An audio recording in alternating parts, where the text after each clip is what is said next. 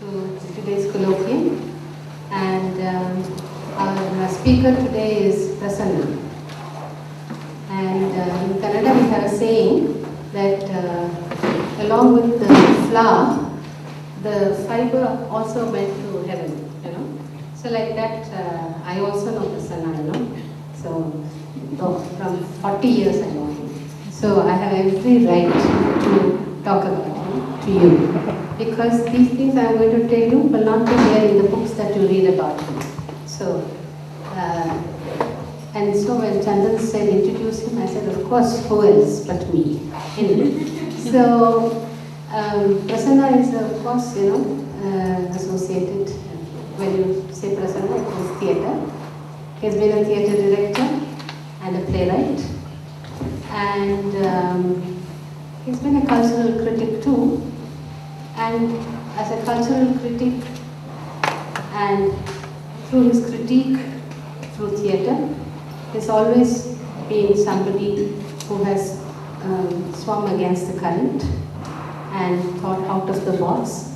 So in other words, he and convention are far apart. He and tradition in some ways are also far apart. He's an innovator basically. And his name is also, you know, associated with Desi. And no one would have thought that this return to earth, return to the village, that kind of, you know, inspiration stopped soon after Gandhi. Maybe in the life of Shivram Karanth you may find, you know, in people like that. This Kannada writer who went back to the village to live and cultivated Yakshagana as his art. You know, in such rare examples you have that, but in a later generation, Prasanna is one of those people who has gone back to the village to explore, you know, another kind of an alternate way of living. And he started this Desi, which is again an organization which promotes handicrafts, and also later this Charaka, which is a women's collective. And it's not for nothing that the theatre group he built is also called Samudaya. Samudaya is a community, as you know.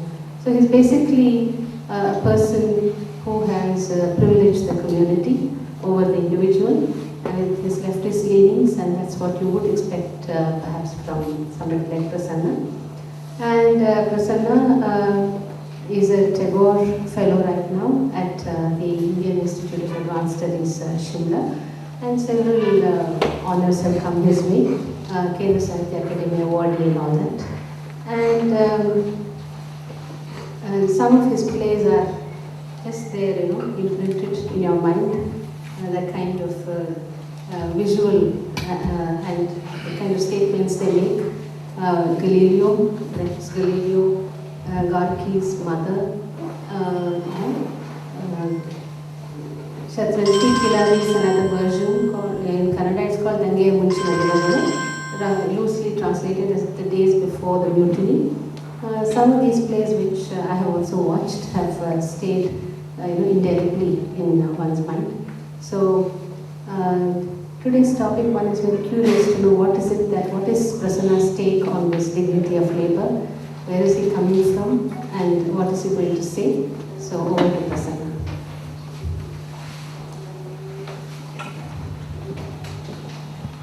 Thanks.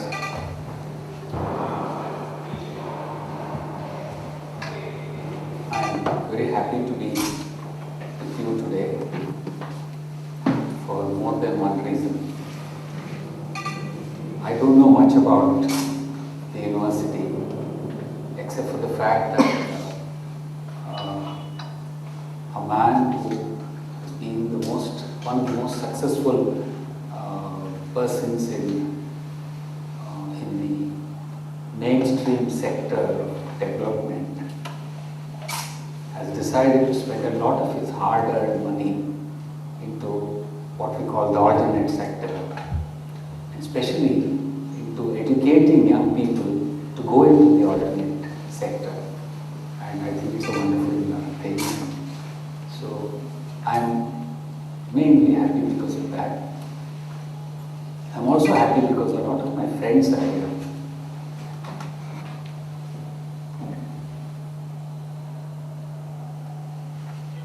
I decided to speak on a very simple topic, the dignity of labor. Actually, there is nothing else to say, just to say the dignity of labor. I think it's called a euphemism in English. But every such sentence is more misread than read properly. I would like to talk to you about what it means, this notion of dignity of labor. When we say dignity of labor, we normally, this is a bit of a boom. Can you help me?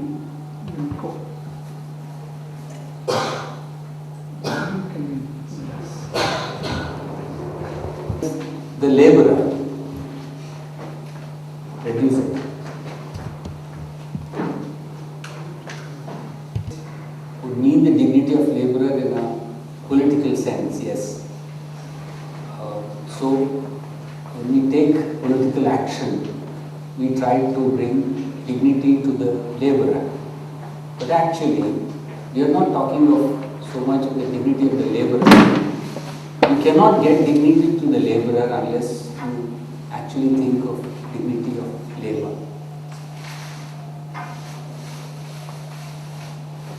Let us think of manual labor, because labor is also used, this word is used in many ways. Intellectual labor is also considered labor. Laboring with the machines is also considered labor.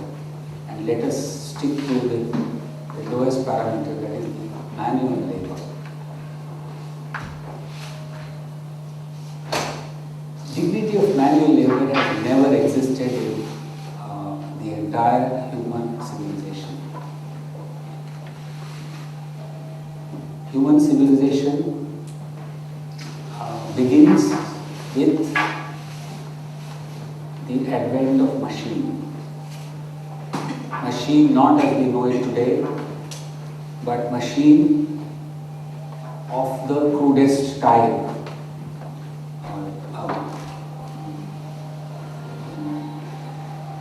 Negilu.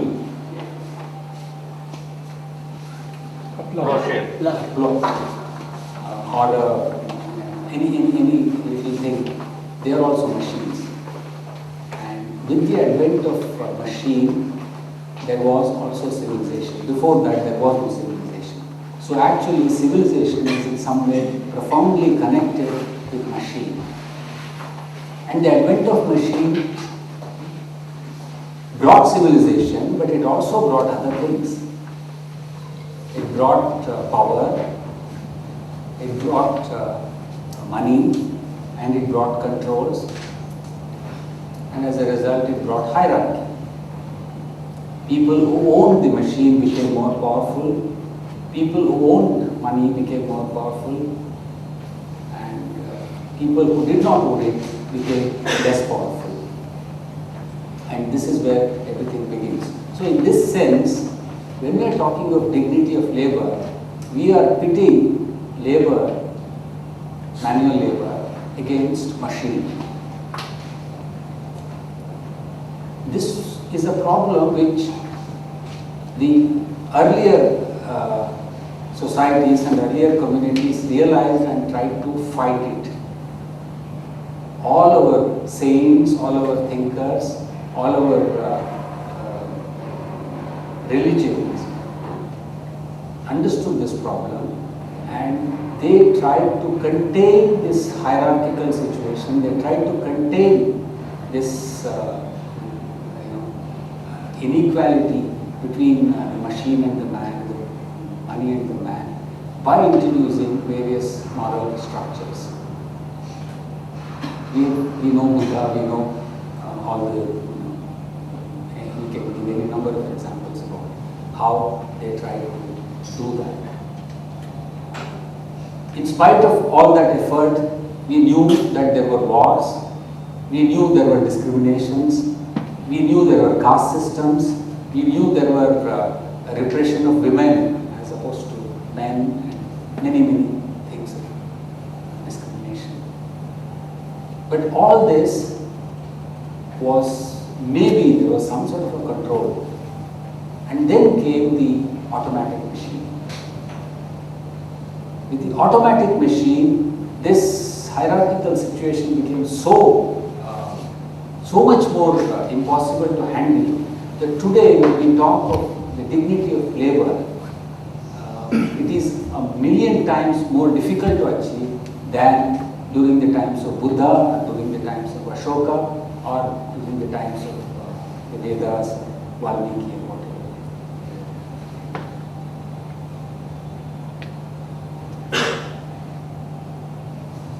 And today, civilization, as we understand, is so completely driven by the machine that in one sense we have completely become part of this whole thing, and in the other sense we have also become even more guilty of not giving dignity to labor than during the times of Buddha, Ashoka, Valmiki. So institutions like this have sprung up, and many people have been trying to bring this imbalance into some sort of a equilibrium and a balance.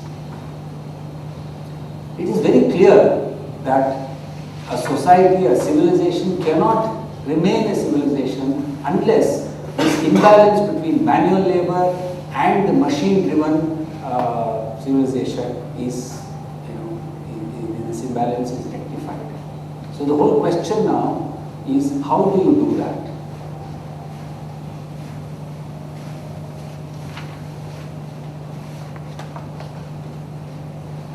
In the beginning itself, I said that I'm introducing a very simple subject because the answer is so simple. The answer is that those of us who are privileged, those of us who have taken to the, I call it the easy life. The intellectual life is an easy life. The driving of machine is an easy life. Any other activity is an easy life compared to manual labor. Those of us who have taken to the easy life will have to take to labor. Otherwise, no amount of political work, no amount of thinking about it will actually bring the situation back to it. So actually the whole question is of reversing the situation from the top. It is we people who will have to do that.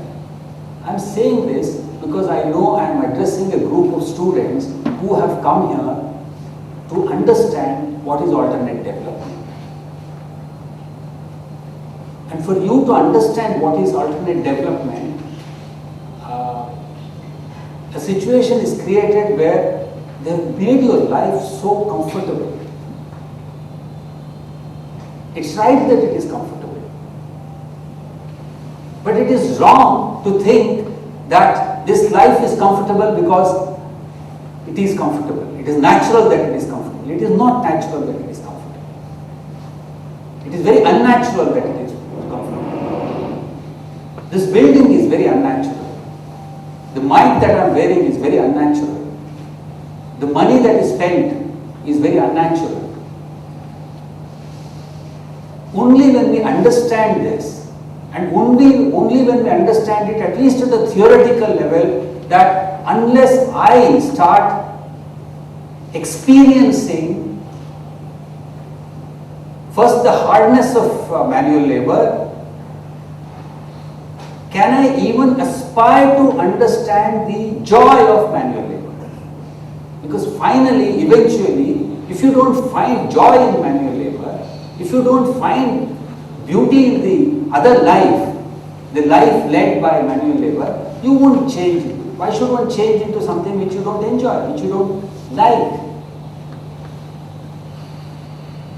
So the point is very simple.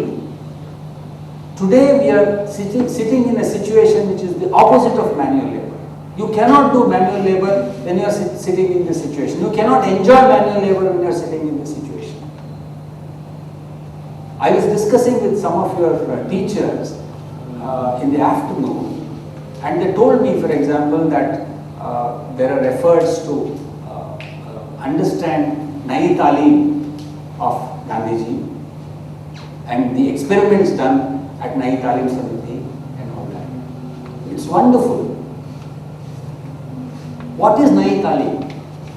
Nayi Talim is an education system where Gandhiji says that work is education. It's a very simple sentence. Work is education. It is not that you understand work or you appreciate work or you study work. No, it is work is education. What is the education system today as we all accept it? The education system today is that knowledge is superior. Every institution talks in pride about the purity of knowledge, for example. Now, what are we talking about the purity of knowledge? What is it pure from? What is the impurity that gets into knowledge? The impurity that gets into knowledge is experience. So, when we are talking of the purity of knowledge, we are trying to keep knowledge pure from experience. Let somebody experience the thing and I will acquire knowledge of that experience. But I will not dirty my hands in trying to acquire the knowledge of that experience. So we are building institutions of purity of knowledge. We are building institutions on the notion of, for example, leisure. Now leisure, which has been discussed for decades, it's one of the most important things. For example, Marx discusses about capitalism. If there is something very beautiful about capitalism, is that it provides you leisure. Now, what is this leisure? What are we doing with that leisure? So it's really a question of completely upturning the situation and understanding that work is education, experience is knowledge, living is beautiful.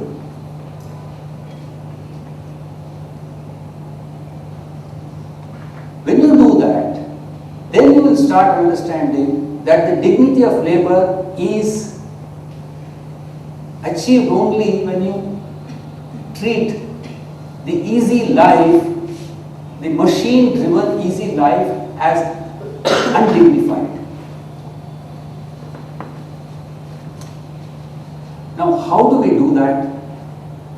How do we go from here to there is the question. I don't want to make them an impossible journey. I am not stating this in order to say that that's an impossible situation. It is a possible situation and it's a beautiful situation. I think it's the most exciting thing for people to actually do.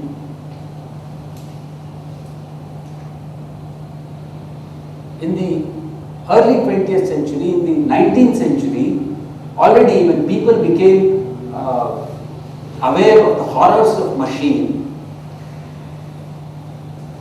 they decided to break down the machine. You know of all those things, the rudder party, and in Europe what happened, and people tried to actually smash machines down and all that. And you also know what happened with that. Nothing happened. By trying to smash down the machine did not go. And what we all know but we forget about is machine is not dependent on you. You are dependent on the machine. It is you who is holding on to the machine. The day you let go of the machine dies because machine has no independent life. the fact remains that we are holding on to the machine. The people who produce machines are creating a demand which does not exist. We all know that a product, any industrial product for example, is first made and then a demand is created. Otherwise there is no need for this whole marketing exercise, this whole campaigns and this and that and all that. So when you look at it that way, you realize that you are actually trapped by yourself into a situation which goes on spiraling and building up, and we have built up something enormous, and now we feel helpless. So what is the way out? The way out is that you start deconstructing machine in your own life, in your own way, on your own agenda. And that is possible, and that's very good. For that you don't need to give up Azim Premji University and go and start living in a village or in a jungle. You can start and then that smallest initiative that you take in, it's all right, I think. Video won't catch. So the smallest initiative that one takes in the smallest machine that you love but you decide to give up will actually lead this through my own personal experience. As Vanamala told you, I have not been a political activist. I have been a theatre person, I have been a writer, and my irritation with the machine happened because of my medium. I took to theatre as a choice. I was a scientist. I would have become a machine making person like most others. But I took to theatre because I thought it was a wonderful medium of human celebration. And then by the time I completed my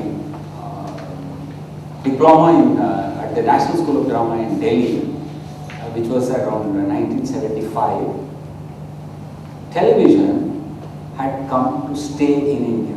Before that, television was a little thing, one channel which was in Delhi or something. And after that, it became channels and channels and channels, and Indira Gandhi had decided to take a television set to every village, everywhere in this country within 10 years, and she did that.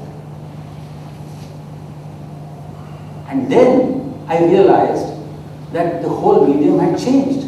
Even when I was doing theatre, I realized that the actors had changed. Even when I was doing a play, I realized that the playwright had changed. Even when I was doing theatre, I realized that actors, even when I was teaching actors, training them in theatre, I realized that they were actually coming into the training program because they knew that they eventually had to go to television. And then the horror of the horror was ordinary people could not distinguish between these two products. Theatre performance is a product, television entertainment as a product, cinema as a product. They could not make a distinction, and even today they don't make a distinction. For them, both are the same products, and it's a better product. The machine-made entertainment is a better product, and so they are going there. And especially because it is delivered to your home, inside your bedroom, so they are very happy with that, and they are going there. So I had to make a choice at that point to either stay in theatre and go into oblivion, or go into television and cinema like most of my friends and colleagues were doing, and I did not, I said no, because I had chosen theatre by my own choice. I said I'll stay. And that is when, this whole thing started. That is when I started thinking of the machine, and that is when I started thinking of what the machine can do to us. Let me explain it to you in terms of what it does to my medium. In my medium, theatre, the most crucial thing about this medium is this contact that happens between the actor and the audience on stage. In Sanskrit, this is defined as a tantu. A tantu or a thread that links up the audience and the actor. Now this thread is so beautiful, so important. This is how the communication happens. This is how you receive the play or you give back your reactions, and this is how this live thing is happening. Now what does the machine do? The machine has to be kept in between the performer and the receiver, isn't it? If it's a camera, you have to keep it in between. If it is a mic, you have to keep it in between. If it is an interviewer, you have to keep it in between. And this intermediary machine, the actor is asked to imagine that it is not a machine, but it is an audience. So, in effect, what you are doing is you are cutting the tantu in order to introduce the machine. Now, what is the moral and ethical implication of cutting this tantu? The moral and ethical implication is that you are introducing a lie. How? You don't have to actually lie, but even the truth you say becomes a lie because the authenticity of this contact is killed. For example, when the chief minister of the state decides to talk to the people, let us say he talks or she talks with complete authenticity, complete state, but this stage person will have put a backdrop where they will have shown paddy fields if it is Devegowda, or hammer and sickle if it is Communist Party of whatever state, or wheels of change or development if it was the industries oriented person. And then the whole thing is recorded and then it is edited. What does an editing mean? How do you edit it? We all know what is editing. So the whole process of introducing this machine is a process of killing truth and introducing a lie. We don't understand this. Ordinary people don't understand. They understand it as the ultimate truth. So this is the moral dilemma that I faced, and it led to a series of things. I used to be in Delhi, I used to be directing plays, I used to be training actors and all that, and then I realized that I was not really doing theatre, but I was helping Indira Gandhi build this huge television network, and various industrialists building their television channels and all that. So I left Delhi and decided to go to Hegodu because there was a theatre institute. But after I went into Hegodu, this small village in Karnataka, a situation faced me where I said, all right, I have come to a village, but what do I do? I can't be doing theatre all the 24 hours of the day. I have to live. I did not know how to live there. I had no friends there. I could not be friends with peasants, I could not be friends with village women or village men or artisans and all that. So I had to make friends.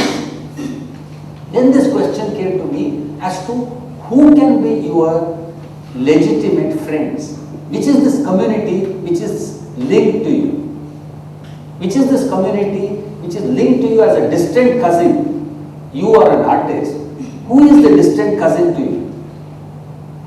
The artisan.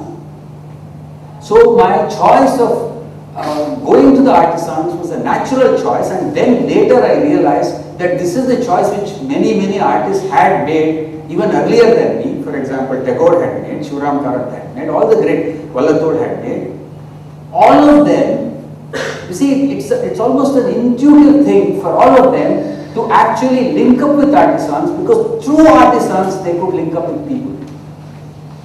Earlier to that, when I was very young, I used to think of people as an abstraction. I will fight for the people. I will liberate the people. I will, make them revolutionaries and all that. But people are not abstractions. When you want to link up with people, those people and you will have to have some commonality between you. You should be able to talk to them and they should be able to talk to you, and this friendship has to happen. A real friendship has to happen, and this is what led me to the artisans. The artisans led me to something else, and there I realized that what the machine was doing to my medium was nothing in comparison to what the machine was doing to the village life, to nature, to ecology, to people, to their production systems and all that. But all through, fortunately, because I had already reached the village, I was also looking at the other side, the beautiful side of the other things. I mean, I had started enjoying or the joy of hard labor. Little by little, it took several years to do that, and today I feel that it is actually possible for us to deconstruct the machine from our own lives. And this process of deconstructing the machine from our own lives can be a very beautiful process, and this is a process which need not be ideological. It can be an experiential process. People have tried that, people have been trying that. And only then can we actually think of the dignity of labor.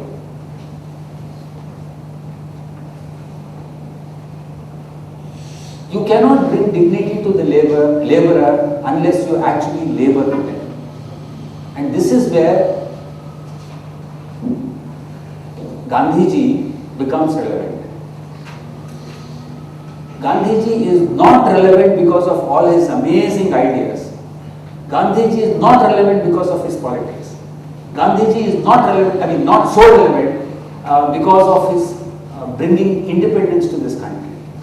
Gandhiji is relevant because he was the first person who did not make a distinction between lifestyle and idea. For Gandhiji, it is not the idea which led to the lifestyle, it was lifestyle which led to the idea, and so this combination of experience and knowledge, lifestyle and was complete in Gandhiji. That is how, for example, the most important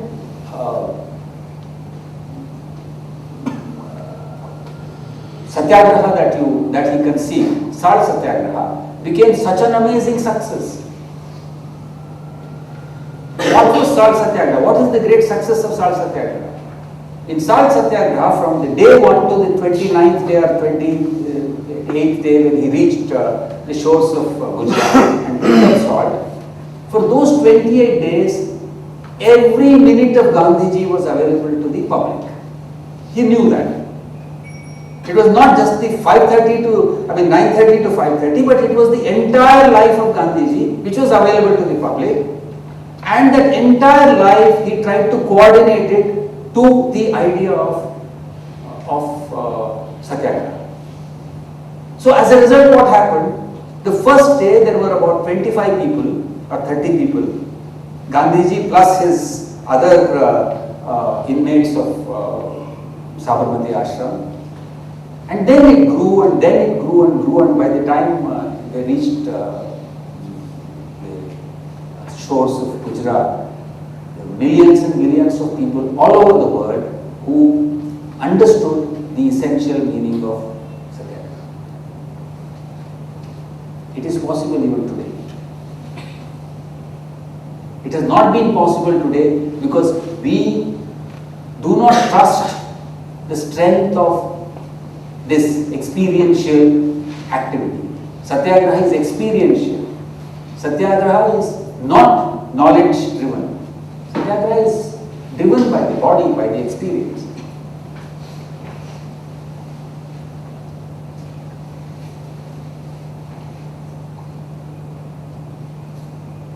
I don't want to talk for very long. I would like to keep the discussion a little longer than Chandan has indicated. And I will stop here. I know there are lots of other things one can talk about, but I'll leave it to the discussion, because then I think much more ideas will come, because I know all of you are people, especially amongst your teachers, there are people who have actually come from the movement and they have immense resources and experience in leading such movements. And so I would like to open it for a discussion with an incomplete talk.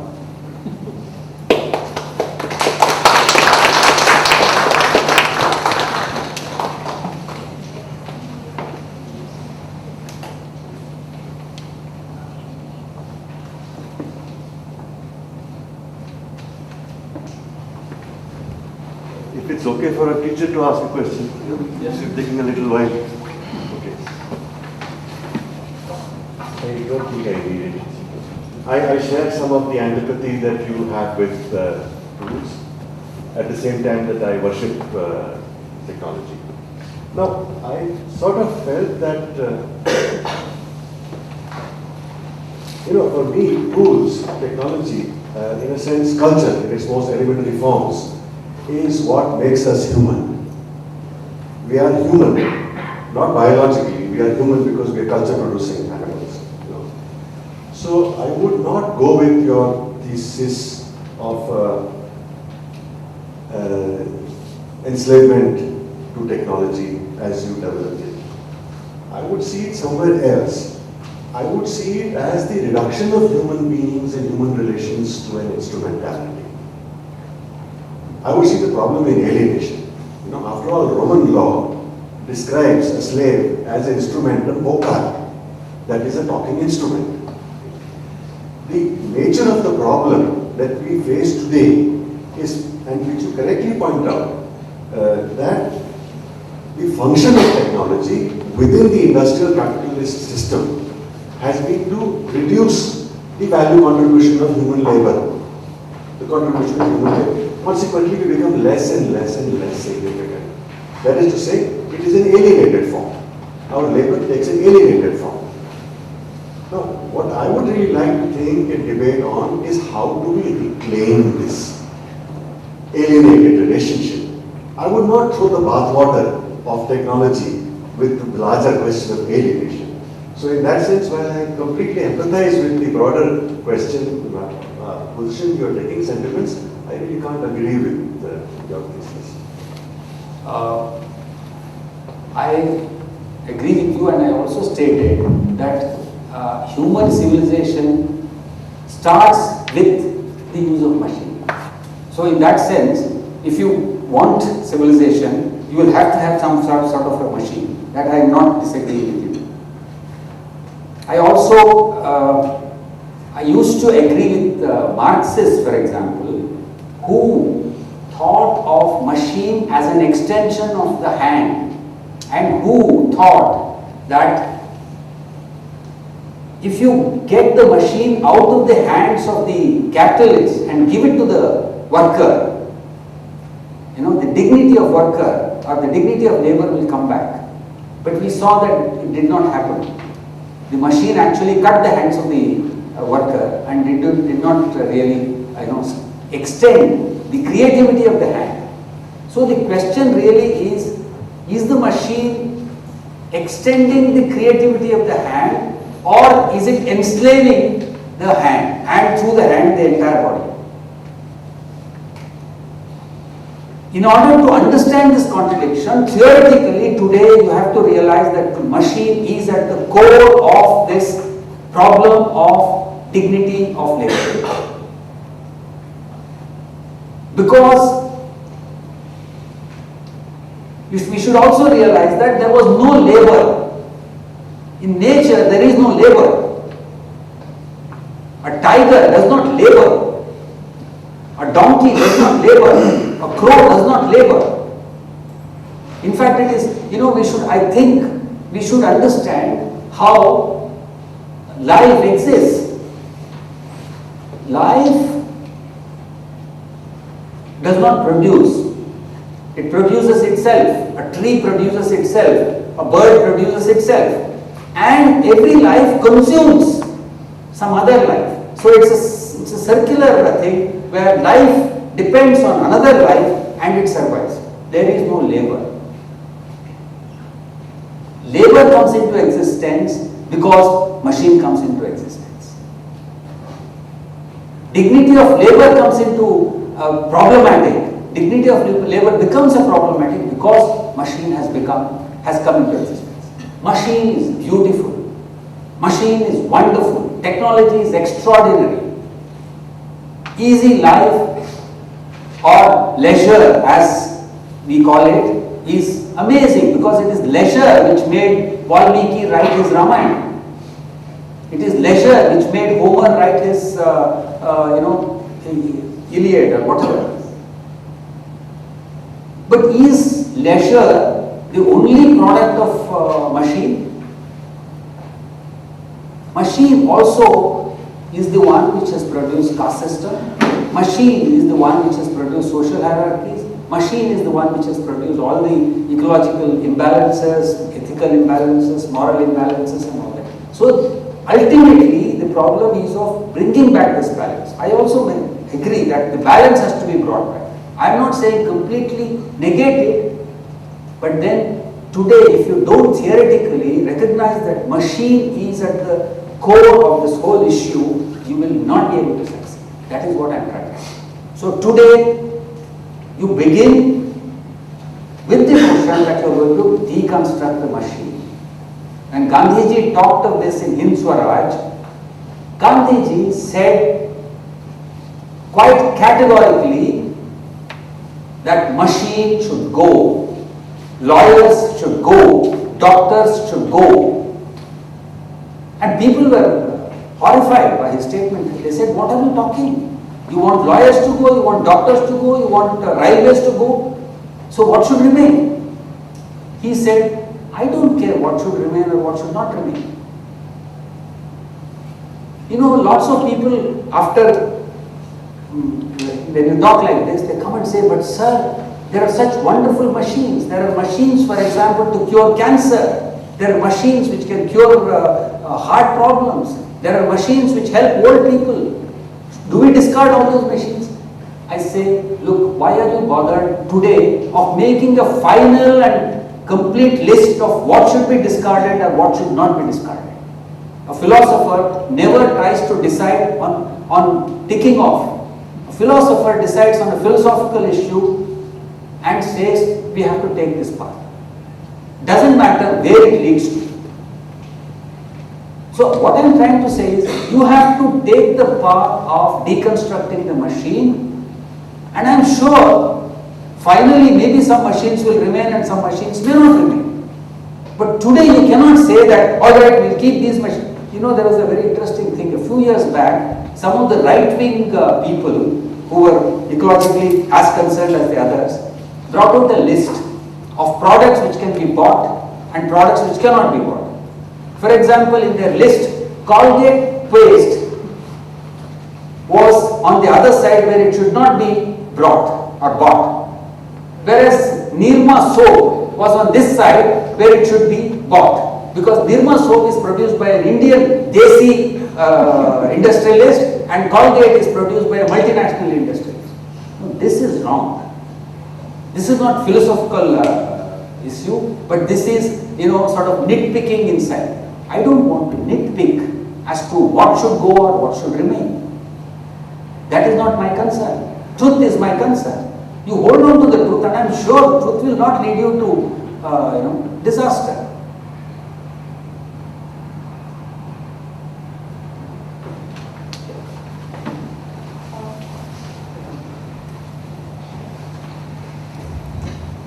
My teacher already took my part of the question, but even actually my question is valid. When you say you don't want it should be a balance between what you pick and what you don't want to pick, and it should be balance between how much you use the machine. Are you not stopping evolution? A language which was started only as oral, it got its letter form through stylus and everything. And even theatre, which you are a theatre of it, the instruments they're using are changed over the period. So when you want to stop it, and this nitpicking is subjective. What you want to lose, some people may cannot lose that. So how do you find a balance at all? You use a very good word, evolution. Where is this word used? Is it used in an industrial situation or in a natural situation? Evolution happens in nature. In industry, only engineering happens. In industry, engineering happens not just with machines, but engineering happens even with lifestyles. Engineering happens with cultures. When they produce a new machine, they are not just engineering that machine, but they are engineering lifestyles. You don't even know what they are engineering.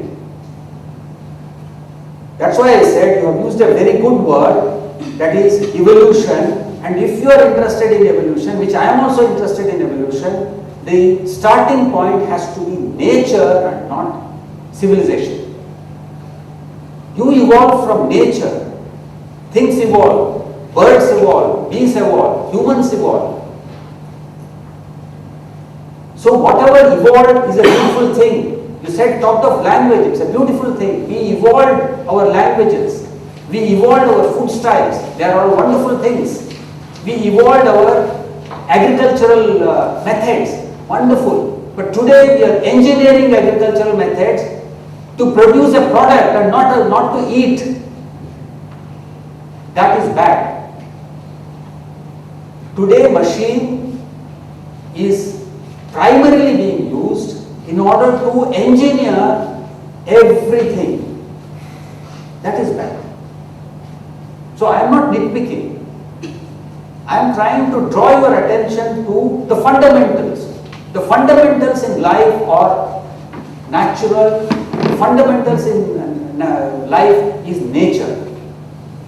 You have to use that as the yardstick, and from there go as forward as you want to go, as evolved as you want to go.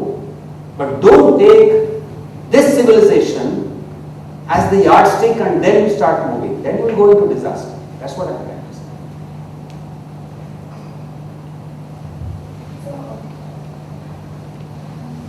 So I have a couple of questions. One, I want to understand what is your definition of labor, and also I want to understand what you mean by when you say deconstruction of the machine. I think if I understand maybe my question would probably be redundant, but anyway, so I want to understand, don't you think that a machine is also a product of labor? And by deconstructing the use of machine, you are not valuing that labor, vis-a-vis you're not giving that labor dignity.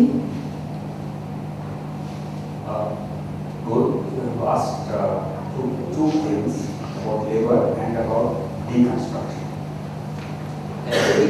I mentioned labor. See, labor did not exist with nature and natural beings. Labor happens with the advent of machine. It's only when the machine comes that we start laboring. For example, before that, we used to eat hunting, or not even hunting, just picking up things and all that. And then the moment you get tools, they were called tools, not called machines earlier. The moment you get tools, you start laboring them, you start cultivating them, you start cultivating land, you start domesticating animals, you start having cows and all that, and that is when the labor comes. I completely agree with you. And then comes also hierarchy. People who own cattle do not do labor with cattle, but make somebody else do labor with cattle. People who own tools do not labor, but actually wage wars to protect their tools. So all these things, the wars and the various things also happen because of the same wonderful tool or machine that we made. The machine has two faces to it. A wonderful face to it, a good face to it, and an equally bad face to it. How do you handle the bad face of it? And that is where this whole question comes. Now, why did I use the word deconstruct? Deconstruction is a word we use quite consciously because we have constructed the machine. Deconstructing is to let go, not break it down like the rudder party did, not break down the machine but to deconstruct, but let it go. If I don't use a car, and similarly if 100 people don't use the car manufacturer, what will he do or what will she do? Their factory will close down because without somebody to buy those cars, the factory will close down. And that sort of a closing down of the factory will not create problems for human beings.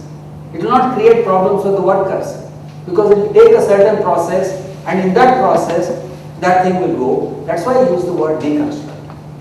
Today you stop using a watch or stop using a television set. Then it will become others will also do that, and slowly that industry will start varying, and this is what we want. We want the thing to start going down and finally it may settle down to some sort of machines which may actually help your hands, which may help your civilization, which may help your language, culture and all those beautiful things. Let it stay. But we don't know today what is going to stay and what is not going to stay. In that sense, I use the word deconstruction as opposed to destruction. I did not say destroy the machine. I said deconstruct the machine.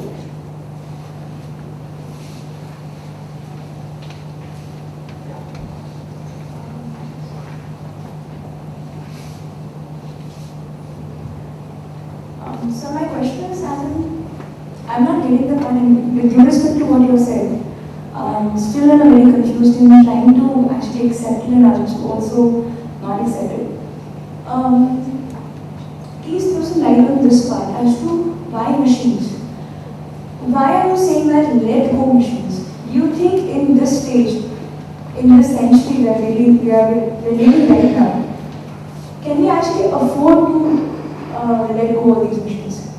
And can we actually not try and limit the usage if that is the problem? If you're saying that dependency part is the problem, if we are too much dependent on the machines and that we are not acknowledging the labor and the dignity and the related things, can we not try and find out a different solution, a more conventional solution? Because for me, I don't know how rational am I sounding right now, but letting go of the machine, that is, at this point, we are too much dependent on it, or can we actually afford to lose them or let them go? Okay, good question. We are living in a country which is very fortunate because even today, even in the 21st century, where we feel that we cannot let go of the machine, there are large sections of the population which use very, very little machine and still are living a decent life. We should realize that our best epics were written by a civilization and a culture which did not have machines. Machine meaning self-driven machine. Valmiki wrote his Ramayana not on a computer, not even on paper and pen, but he wrote Ramayana. So to understand this question, to understand the question posed by Azim Premji to you, you have to go to those communities. Luckily that you have those communities still in this country. You don't have to go far. Go 50 kilometers away. There are communities which are living with minimal use of machine and they are leading a decent life, a beautiful life, except for the fact that because of caste system, because of social inequality, because of lack of education and because of lack of health, that life is hell. If you remove these things, if you remove lack of education, if you remove lack of health, And if you remove social inequality, those communities are living a beautiful life, a sustainable life, and a life which is full of joy, full of four seasons, full of sunshine, full of clean air. So you have to ask this question there. I raise this issue because this is a university which is trying to provoke you into going there. Mr. Azim Premji does not know the answer. Even I don't know the answer. But you as an young person can find the answer. Find the answer if it is joyful to live without the machine, because that is what the poor people of this country are doing. And what we are trying to say is the poor people of this country need not become rich people of this country in order to lead a good life. Poor people of this country can remain poor people of this country in terms of their lifestyle, but become rich people of this country in terms of education, health, and social status. You provide these three things and don't provide the machine, I think it's a wonderful life. You have to go and try that. And the little that I have tried, I want to give you confidence that it's a beautiful journey. It's a journey worth trying, and you have nothing to lose. You are in 21st century, young people don't die of hunger. Young people die of boredom. Boredom provided by the software jobs and the hardware jobs and all these, junk eating places. So go. It's an exciting thing. It's a beautiful thing.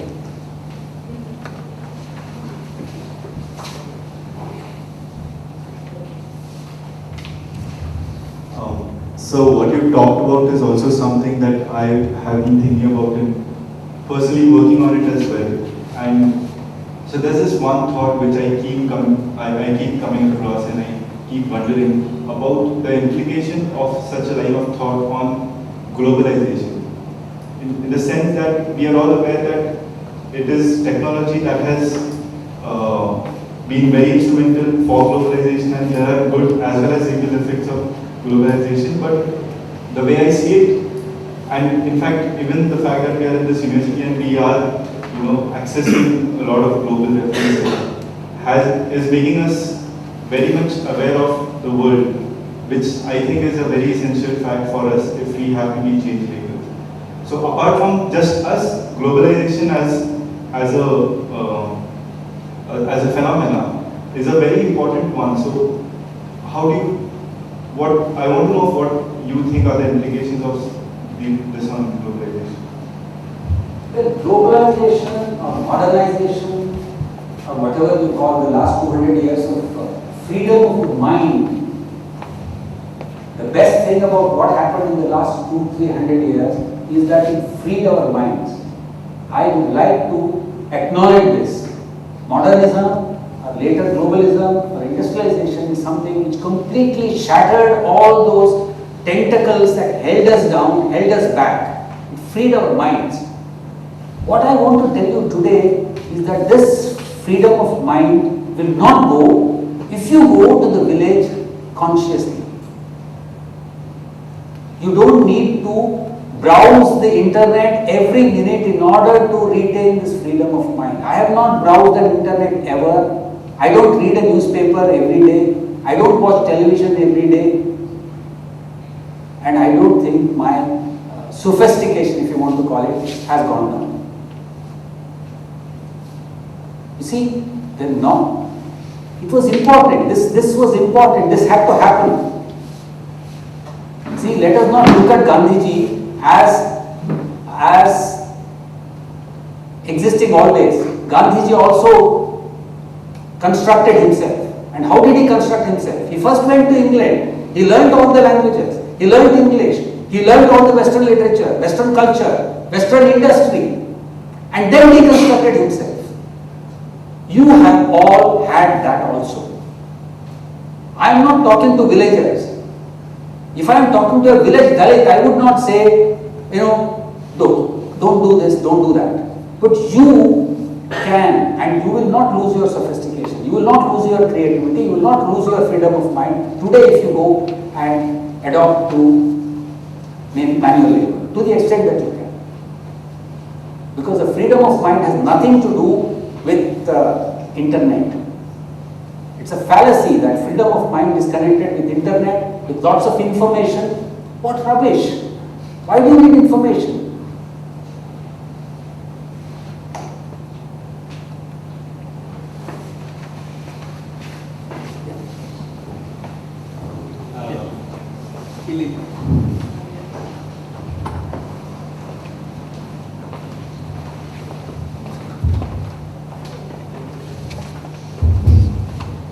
I was, while you were talking of the dignity of labor, I was also thinking of the dignity of the laborer. And there are many things wrong with the West. But I find, for example, that a boss will sit with his driver and have a cup of coffee, which seems much more difficult in an Indian context. Or a middle class person, or even a upper middle class person, will vacuum his floor, or wash his clothes, or do his cooking, which we in India have problems doing. And so in a sense, in a highly technological society like the West, despite somebody might be a scientist or even a business person, but some aspects of the dignity of labor is present in that person. To the extent that he might wash his car, he might clean his house, etc. So, why is it in India, despite the fact that there are many positive values, you talked about the countryside, etc. But somewhere deep down, there are very strong biases, and perhaps it has to do with the hierarchy of caste. I think the garbage problem, the dirt on our streets, everything is linked to, partly to that, this lack of dignity of labor and the dignity of the laborer. And rice is being bought from Chhattisgarh at 27 rupees a kilo, etc. and add another 3 or 4 rupees to transportation. If one had a decentralized system where the dignity of labor could play a role, and you could have local systems of procurement, production, procurement, distribution, I think the dignity of labor would again come into play there. And that would be one way of reducing transportation costs, perhaps creating more participation in the local community. Because I think dignity of labor, from what you have said, I think what you mean is that dignity of labor also contributes to creating community and creating participation. And all this is not happening today, the creation of community and participation. Yeah, I agree with you. I'll repeat what I said in terms of that question. We cannot completely reject the whole modern processes, the whole whatever.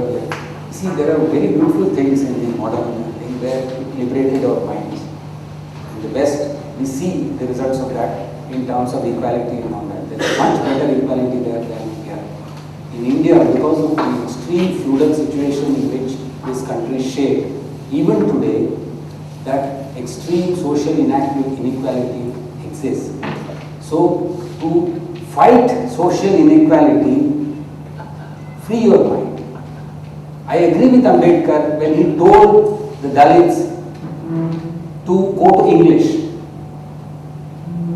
You see, in this country, this is a country where peculiar cross-current thing is happening. Some of us who have moved forward will have to move backwards. But some of them who are there at the thing will have to move forward. So all that has to happen. And so as a result, Gandhiji had to disrobe himself, to deconstruct himself in his own dress, for example. He had to become, from a 3-piece suit, he had to become a langot wearing person. Whereas Ambedkar, who belongs to a community which has always been a langot wearing community, he had to wear a three-piece suit. So we have to recognize the importance of this metaphor. And only when you understand the metaphor will you know what is the question of dignity of labor. Yes, you are right, dignity of labor, when it's politically stated, it is the dignity of the laborer.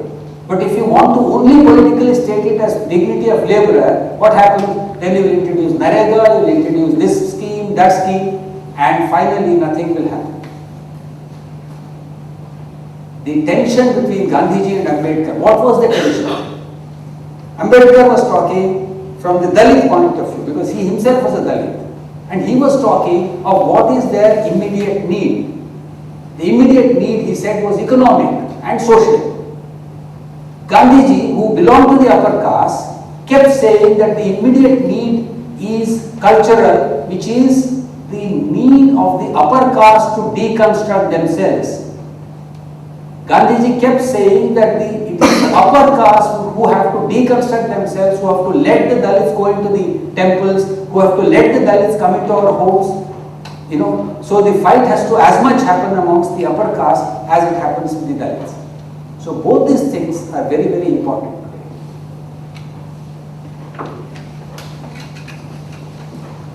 There was somebody who... Yeah, please. Sir, you said that in the last 200 years, we have developed wonderful ways where we free our minds. But you also say that we have been enslaved, we have been become dependent on machines.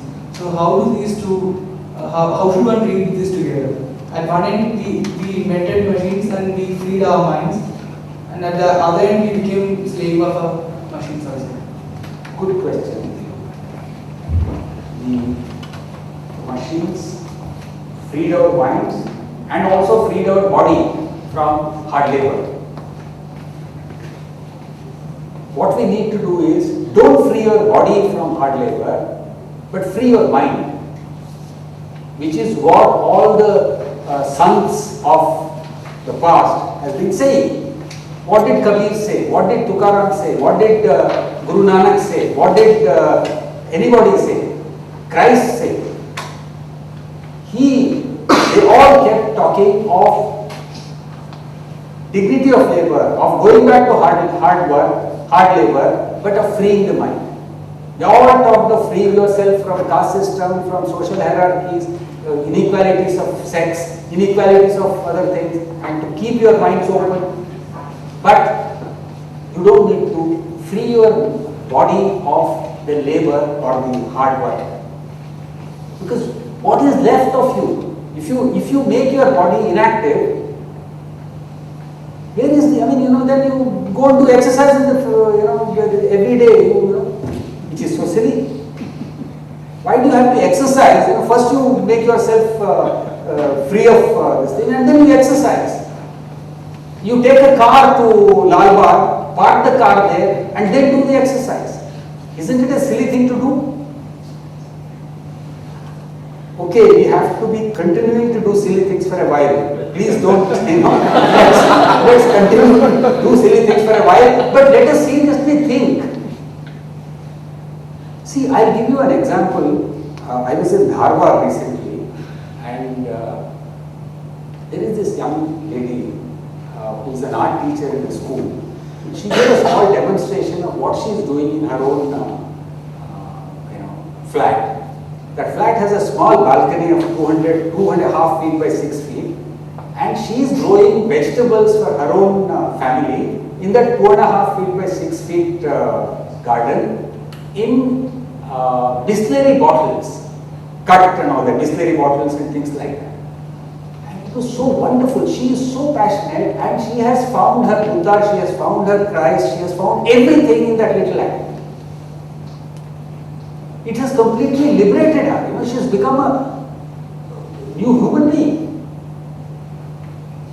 I want to give you another example of a poem that a Kannada poet has written.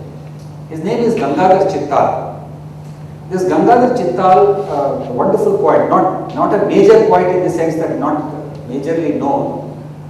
When he was very old, he used to live in Bombay because all his life he lived in Bombay. He used to be living in a flat on the 4th floor of a building, and retired life, bored life, nothing to do, no friends and all that. And one day his granddaughter comes rushing from the school and holds his hand and says, Aja, in the school they have asked me to grow paddy. How do I do that?